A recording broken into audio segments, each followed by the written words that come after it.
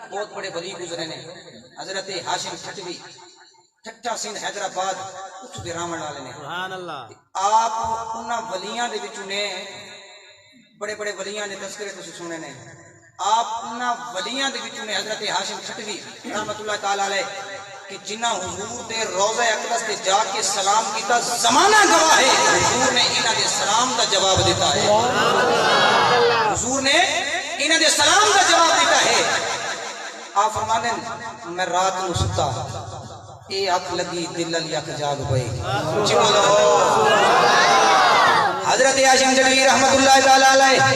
آپ فرماتے ہیں میں رات نو ستا اے اکھ لگی دل علی اکھ جاگ پئی ہے سپنے اندر مینوں ماہی ملے سپنے اندر مینوں ماہی ملے تے میں گل وچ پا لیا ڈر بیماری اکھ نہ کھولا کتے پھر نہ بچھڑے جا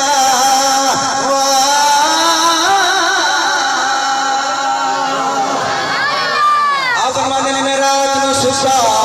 میری قسمت جاگ پئی ہے میں کی ویدا ایک سونی جی صورت والا آیا ہے ودوحا دے مکھڑے والے محبوب تشریف لے آئے نے آپ فرماتے ہیں محبوب کے نال میری ملاقات ہوئی ہے میں محبوب دی بارگاہ دی ہاتھ جوڑ کے عرض کی نے سونیا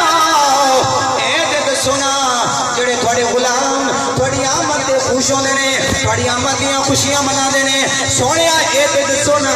انہاں نوں کوئی اجر ملدا ہے انہاں نوں کوئی ثواب ملدا ہے طرح طرح دیاں لیٹیں کریندے نے جناب مسجداں نوں سجاندے نے گھراں نوں سجاندے نے جل گلیاں بازار سجا دیندے نے سونیا اس کے بارے تہاڈا کی خیال ہے میرے سونے نبی نے صرف دو لفظاں دے وچ جواب دیتا فرمایا اے ہاشم ٹھٹوی سن لے من فارے اپنا فرحنا بھی جڑا ساڈا غلام ساڈی آمد تے خوش ہوے نا اساں اس غلام تے خوش ہوندے آ جڑا ساڈا غلام ساڈی آمد تے خوش ہوے اساں اس غلام تے خوش ہوندے آ